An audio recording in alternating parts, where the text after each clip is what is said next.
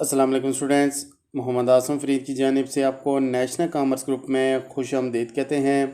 Students, आज हम असूल माशियात में चैप्टर नंबर 1 की डेफिनेशंस 6 to 10 हम डिस्कस करने जा रहे हैं। बुक जो हम फॉलो कर रहे हैं ये है चौधरी मुमताज़ हुसैन की। डेफिनेशंस जो हम इस वीडियो में डिस्कस करेंगे वो है हमारे पास एल्फ्रेड मार्शल की बयान करदा तारीफ़ हम करेंगे।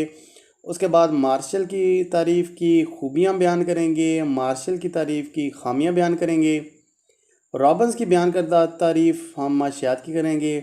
उसके बाद रॉबिन्स की तारीफ़ की 4 हम खूबियाँ बयान करेंगे।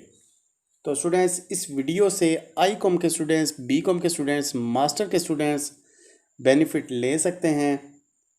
शॉर्ट क्वेश्चंस पेपर में आते हैं जिनके आंसर्स आप 2 से 3 लाइनों में आप लिख सकते हैं। ज़्यादा इसकी लंबी चौड़ी एक्सप्लेनेशन की ज़रूरत नहीं होती। तो बढ़ते हैं अपने क्वेश्चन की जानिब और देखते हैं हमारे पास इनकी डेफिनेशंस और एक्सप्लेनेशन क्या कहती हैं। सबसे पहले स्टूडेंट्स आपके पास क्वेश्चन नंबर 6 कहता है एल्फ्रेड मार्शल की बयान करदा माशियात की तारीफ़ लिखें। इससे पहले हमने एडम स्मिथ की डेफिनेशन की थी। एडम स्मिथ ने कहा था कि माशियात दौलत का इल्म है और दौलत में हम पैदाइशी दौलत, सरफ़ दौलत, तकसीम दौलत और तबादला दौलत को डिस्कस करते हैं। उसके बाद उसकी कुछ खामियां आई थी और 1890 में अल्फ्रेड मार्शल ने असूल माशियात की एक किताब लिखी थी। उसमें इसने माशियात की डेफिनेशन कुछ इस तरह से की थी। उसने कहा था माशियात रोज़मर्रा ज़िंदगी के मामलात में नौह इंसानी का मुताला करती है। यानी कि सबसे पहली कंट्रीब्यूशन इसकी यह है, कहता कि ये रोज़मर्रा ज़िंदगी के मामलात में नौह इंसानी यानी कि इंसान जो है उसके मतलब उसने बयान किया है। जब एडम स्मिथ की हमने बात की थी उसने सिर्फ दौलत के बारे में बताया था, लेकिन सबसे पहले अल्फ्रेड मार्शल ने इंसान के बारे में मुताले को माशियात कहा है। उसके बाद उसने कहा था ये इंसान की इंफरादी और माशरती सरगर्मियों के उस हिस्से का जायज़ा लेती है जिसका खुशहाली ज़िंदगी के हसूल और मादी लवाजमात के इस्तेमाल से गहरा ताल्लुक़ है। अल्फ्रेड मार्शल ने बात की थी कि जो माशियात है ये इंसान की इनफरादी भी ज़िंदगी के बारे में बात करती है और पूरे माशरे के बारे में भी बात करती है और उन हिस्सों का मुताला करती है जिनका तल्लक मादी लवाजमात। मादी का मतलब होता है स्टूडेंट्स मटेरियल, जो कि नज़र आने वाली हो, जिनको हम हाथ लगा सकें, टच कर सकें। तो अल्फ्रेड मार्शल ने बयान किया था कि जो माशियात है वो दौलत का सिर्फ इल्म नहीं है, ये इंसान का इल्म है। तो पहली दफ़ा अल्फ्रेड मार्शल ने इंसानियत पे बात की थी जो कि एडम स्मिथ में नहीं की थी। एडम स्मिथ के दौर में बाकायदा से ये हुआ था कि लोग चोरी चकारी पे आ गए थे, कत्लो गारत पे आ गए थे, इज़्ज़तें ख़त्म हो गई थी। तो अल्फ्रेड मार्शल ने कहा था कि सबसे पहले माशियात जो है वो नौह इंसानी का मुताला है। उसके बाद उसने कहा कि ये इनफरादी भी इल्म है और पूरे माशरती सरगर्मी का भी इल्म है जिनका तल्लक हम मादी लवाजमात से करते हैं।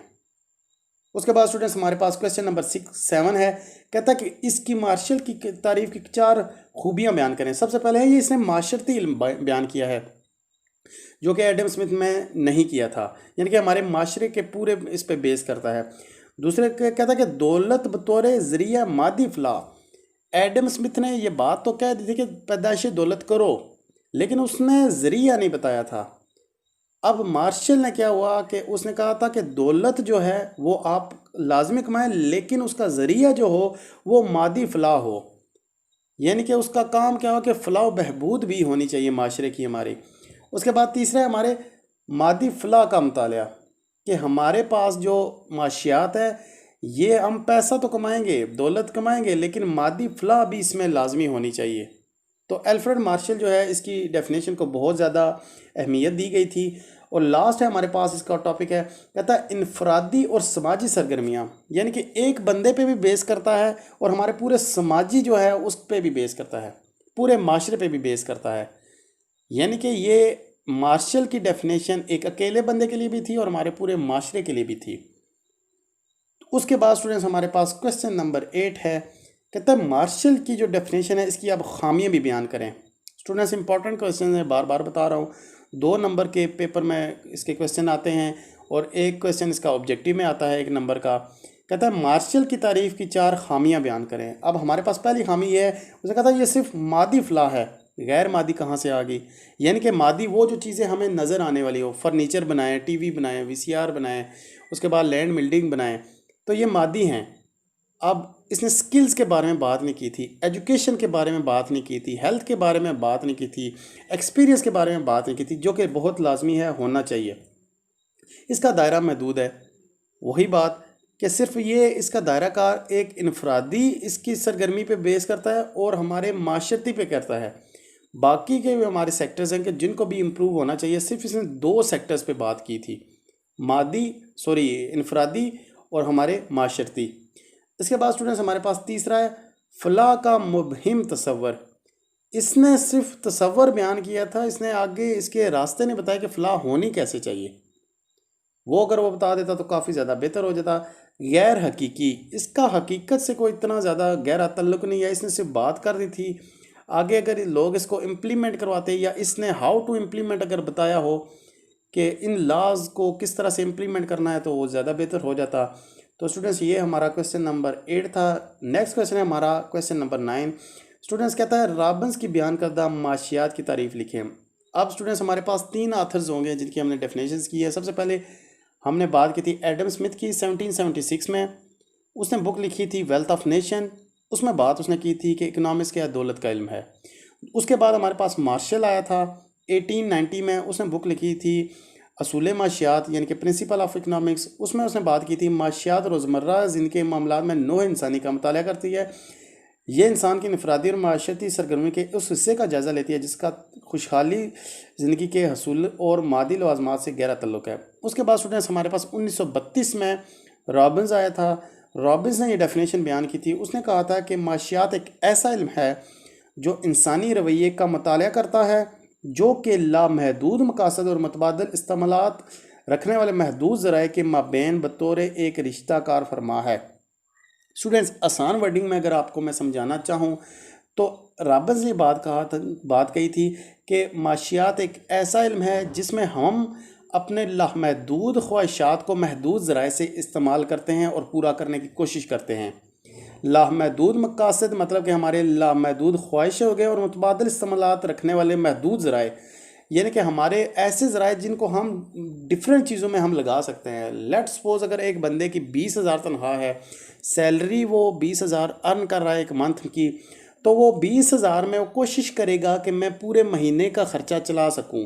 एक बंदे की 80,000 सैलरी है, वो 80,000 के हिसाब से करेगा। यानी कि लामहदूद ख्वाहिशात हैं। हर एक बंदे की ख्वाहिशात बहुत ज़्यादा ही है कि हमारे पास गाड़ी भी हो जाए, बंगला हो जाए, ये चीज़ हो जाए, वो चीज़ हो जाए, लेकिन उसके ज़राए जो हैं, उसके रिसोर्सेज जो हैं वो बहुत कम हैं। इन रिसोर्सेज को अच्छे तरीके से यूटिलाइज़ करना ये इकोनॉमिक्स है, और ये रॉबिन्स ने बात की थी। उसके बाद हमारे पास लास्ट क्वेश्चन है रॉबिन्स की तारीफ़ की 4 खूबियाँ बयान करें। खूबियाँ भी हम देख लेते हैं। पहली है ये तारीफ़ हकीकी नौयत की हामिल है। सबसे पहले हम ये हकीकत पे ये मबनी है, हर बंदा इसको यूज़ करता है, आजकल के दौर में भी कर रहा है, आज से 100 साल पहले भी कर रहा था। ये तारीफ़ साइंसी है। हर बंदा जिस चीज़ में सोच विचार का, तजर्बात का, मुशाहिदात का काम आ जाए, वो साइंसी चीज़ होती है। अब अगर बंदे की सैलरी 20,000 है, वो भी सोच समझ के पैसा लगाएगा। जिसकी 80,000 है, वो भी सोच समझ के पैसा लगाएगा। मतलब ये साइंसी तारीफ़ है।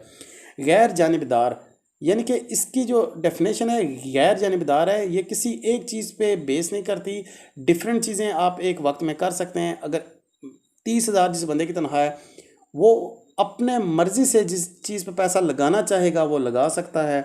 लास्ट चीज़ है दायरा कार वसी।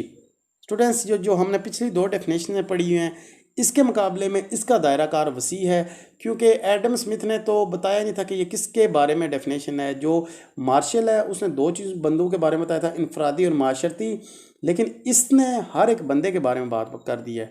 हर एक बंदा बेशक वो पढ़ा लिखा है, अनपढ़ है, जिस भी शोबे में है वो ये इस चीज़ को यूज़ करता है। तो स्टूडेंट्स ये थे हमारे आज के लेक्चर्स के इम्पोर्टेंट क्वेश्चन। उम्मीद करते हैं आपको लेक्चर्स की समझ आई होगी। नेक्स्ट वीडियो के साथ इंशाल्लाह आपसे दोबारा मुलाकात होती है। लेक्चर में कोई मसला मसाइल हुआ तो लाजमी हमसे रब्ता कीजिएगा दिए गए नंबर्स पे। नेक्स्ट वीडियो के साथ दोबारा